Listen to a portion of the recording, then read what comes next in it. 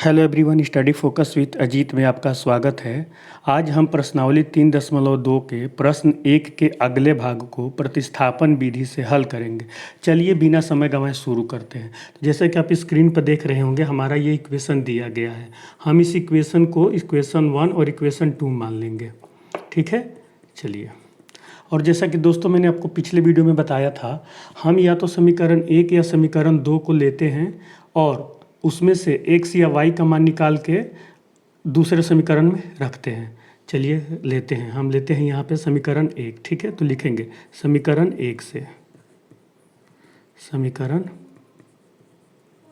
1 से हमारा समीकरण 1 क्या है? 3x - y = 3। ठीक है, अब हम इसमें से क्या करते हैं कि चलिए y का मान निकाल लेते हैं। तो यह -y = 3 माइनस, देखिए ये 3x इधर प्लस में है तो उधर जाएगा तो ये माइनस का हो जाएगा ना, तो -3x। तो या अब y = क्या हो जाएगा दोस्तों? हम माइनस इधर हटाएंगे या माइनस से उधर भाग देंगे तो जो उधर का है सारे अंक का जो चिन्ह है वो बदल जाएगा। तो ये हो जाएगा -3 + 3x। ठीक है, आप इसको एक सही तरीके से लगा लें। y = 3x - 3। ठीक है, आप इसको समीकरण नंबर 3 मान लेते हैं। ठीक है, अब इस समीकरण से y का जो मान निकला है इसको हम समीकरण 2 में रख देंगे। तो लिखिए y का मान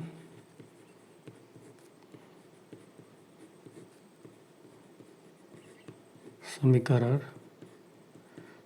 2 में रखने पर, ये सब आपको लिखना है दोस्तों।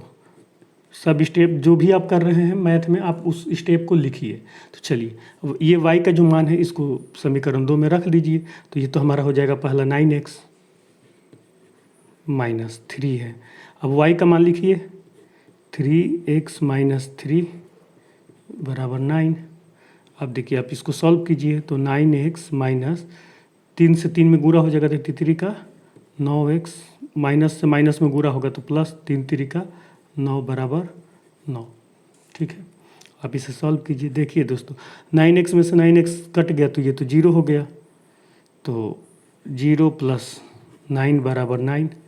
अब आप इसमें देख रहे होंगे कि हमारा x का मान कुछ निकला ही नहीं और 9, तो या हम इसे कह सकते हैं ना कि 9 = 9, कि जो कि दिया गया कंडीशन क्या है कि सही है, 9 = 9। इसका क्या मतलब हुआ? इसका मतलब ये हुआ दोस्तों कि जो ये हमारा समीकरण है वो एक समपाती रेखा है। ठीक है, दोनों समपाती रेखा है, मतलब इसके अपरिमित रूप से अनेक हल हैं। तो हम इसमें x और y के मान एक नहीं निकाल सकते, बहुत सारे x और y के मान होगा, तो वही हमें लिखना है। आप इसके बाद इस 9 = 9 कंडीशन सही है। आप इसके बाद एक चीज़ लिख लेना, अतः हम x और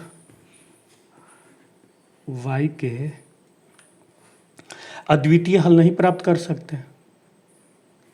अद्वितीय हल नहीं प्राप्त कर सकते।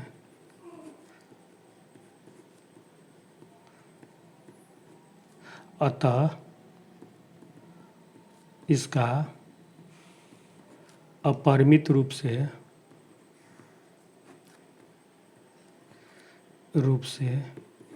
अनेक हल होगा।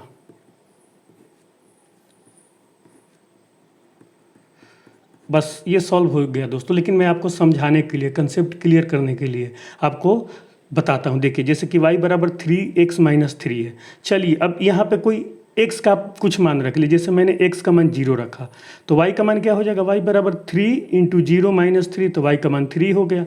वैसे x का मान हम 1 रखेंगे तो 3 × 1 - 3, तो 3 - 3 0 हो गया, तो y का मान 0 हो गया। मतलब देख रहे हैं x का मान आप कुछ भी रख रहे हैं तो उस पर y के मान निकल रहा है, मतलब इसके अपरिमित रूप से अनेक हल हैं। ठीक है दोस्तों, तो आप बस इसको ऐसे ही लिख के छोड़ देना है। अब हम देखते हैं अपना अगला क्वेश्चन। हमारा अगला क्वेश्चन क्या है, देखिए ध्यान से। ठीक है दोस्तों, तो ये है हमारा अगला क्वेश्चन। इसको भी हमें प्रतिस्थापन विधि से ही हल करना है। ये क्वेश्चन नंबर 1 का पार्ट 4 है। ठीक है, तो आप इसको समीकरण 1 मानिए और इसको आप समीकरण 2 मान लीजिए। जैसा कि हम जानते हैं, हम या तो समीकरण 1 से x या y का मान निकालेंगे या समीकरण 2 से, जो आपको अच्छा लगे, जो आसान लगे। चलिए हम यहाँ पे लेते हैं समीकरण 1 से, समीकरण एक्स है। ठीक, ये सब आपको स्टेप लिखना पड़ेगा दोस्तों, आप ऐसे ही मत लिख देना डायरेक्ट, नहीं तो नंबर कट जाता है। तो 0.2x प्लस 0.3y बराबर 1.3। ठीक है, अब हम इसमें से क्या करते हैं, चलिए x का मान निकालते हैं। तो आप इसको ऐसे लिख सकते हैं ना, 0.2x बराबर, अब y को उधर कर दीजिए, 1 - 3 माइनस 0.3y। क्यों? क्योंकि y इधर प्लस का है तो उधर जाएगा तो माइनस का हो जाएगा। अब 0.2 से आप भाग दे दीजिए, इधर गुणा में है तो उधर भाग में चला जाएगा। तो x बराबर 1/3 0.2 माइनस 0.3 0.2 इंटू वाई। ठीक है, देखिए दोस्तों, आप देखिए दशमलव के एक अंक के बाद ये है, ठीक है, एक अंक के बाद दशमलव लगा है दोनों में, तो ये दशमलव कटा सकते हैं आप चाहे तो इसको आप लिख सकते हैं 13/2 माइनस, इधर भी दशमलव जो है एक अंक के बाद है, नीचे भी एक अंक के बाद है, तो आप इसे भी कटा सकते हैं 3/2y। होप दोस्तों कि ये सब कैलकुलेशन आपको आती होगी। अगर किसी को भी डाउट है तो आप वीडियो में देख रहे हैं तो वहाँ पे आप कमेंट में बताइए, तो मैं बेसिक कैलकुलेशन भी आपको एक वीडियो बना के सिखा दूंगा। ठीक है, चलिए अब x बराबर क्या कीजिए कि अब 2 से 13 को भाग दे दीजिए, तो ये 2 × 12 10 बार में जाएगा तो 1 बचेगा, तो 0 तो 2 बचे 10। ठीक है, 6.5 हो जाएगा माइनस, ये माइनस है, 2 से 3 में भाग दे दीजिए तो ये 1.5y। ठीक है, अब आप इसको क्या कीजिए कि समीकरण नंबर 3 मान लीजिए। ठीक है, हम इसको समीकरण 3 मान लेते हैं। अब इस x का मान समीकरण 2 में रख दीजिए, लिखिए x का मान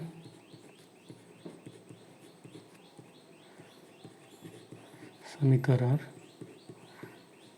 2 में रखने पर, ठीक है, अब देखिए समीकरण 2 हमारा ये है, तो उसमें रखिए x का मान, तो 0.4 और x का मान इतना है तो आप उसको गुणा कर दीजिए, 6.5 minus 1.5y plus 0.5 into Y बराबर 2.3। अब आप इसे बेसिक कैलकुलेशन ही हमें करना है दोस्तों। ठीक है, चलिए हम करते हैं। तो या अब इससे आप इसमें गुणा कीजिए। ठीक है, तो ये आपका आ जाएगा, देखिए पहले नॉर्मल गुणा कर दीजिए, 4 × 5 = 20 की शून्य हासिल 2 हो गया, 4 × 6 = 24 2 = 26। ठीक है, अब देखिए एक अंक और एक अंक, 2 अंक पे दशमलव है तो हम 2 अंक पे दशमलव लगा देंगे। इसी तरीके से आप इसमें गुणा कर दीजिए, तो ये आपका आ जाएगा 0.60y प्लस 0.5y बराबर 2.3। ठीक है दोस्तों, अब आप क्या कीजिए, देखिए ये बिना y वाले को हम उधर लिख लेंगे और ये 0.60y प्लस 0.5y, तो इसमें से इसको घटाइए और ये माइनस का चिन्ह लगाइए, क्योंकि ये 0.6 ज़्यादा है 0.5 से, तो ये आपका हो जाएगा 0.1 minus y is equal to 2.3 minus 2.60। Hope दोस्तों ये स्टेप आपको समझ में आ रहा होगा। ठीक है, अब देखिए हम यहाँ पे लिखते हैं इसको, इसके बाद या माइनस 0.1 y माइनस 0 पॉइंट ये है ना, हाँ 0.1 y इक्वल टू, अब देखिए 2.3 में से 2.60 को घटाना है, तो ये बड़ा है, 2.60 में से 2.3 को घटाइए और माइनस का चिन्ह ज़्यादा है तो माइनस वाला चिन्ह लगा दीजिए, तो ये हो जाएगा ना आपका 0.30। ठीक है, और ये भी माइनस हो जाएगा, तो ये देखिए ये माइनस और ये माइनस कट गया आपका, तो यह y बराबर 0.30/0.1। अब इससे आप भाग दे दीजिए, तो आप इसको अगर भाग देंगे दोस्तों तो ये एक अंक पे दशमलव है, उधर 2 अंक पे दशमलव है, दशमलव कटाने के लिए हम एक 0 बढ़ा देंगे। ठीक है, तो ये अब क्या हो जाएगा बराबर 0.30/0.10। अब दोनों इससे ये दशमलव कट जाएगा और 10 से 3 कट जाएगा, तो यह y बराबर 3। होप दोस्तों ये कैलकुलेशन आपको समझ में आ रही होगी। ठीक है, अब देखिए अब y का मान समीकरण 3 में रखिए, यहाँ पे लिखिए ये y का मान समीकरण 3 में रखने पर, ठीक है। अब देखिए x बराबर 6.5, ठीक है, 6.5 माइनस 1.5 इंटू 3। तो अब देखिए इसको आप ऐसा कर सकते हैं ना, 6.5 माइनस, इससे आप गुणा कर दीजिए, 15 × 45, एक अंक पे दशमलव है, कट लगा दीजिए, तो बराबर आपका आ जाएगा ये 2। 6.5 में से 4.2 घटाइए तो या x बराबर 2। तो आपका ये आंसर हो गया। आप इसको हाईलाइट कर दीजिए आंसर को। आंसर में x बराबर 2 और y बराबर कितना था आपका, ये 3। तो दोस्तों ये रहा आपका आंसर। होप दोस्तों ये आपको समझ में आई होगी। अगर दोस्तों ये वीडियो अच्छा लगे तो आप इसे लाइक करें। अभी तक आपने चैनल को सब्सक्राइब नहीं किया तो चैनल को सब्सक्राइब करें तथा दोस्तों के साथ शेयर करना ना भूलें। Thank you for watching the video. मिलते हैं दोस्तों अगले वीडियो में, जिसमें हम अगले पार्ट को हल करेंगे।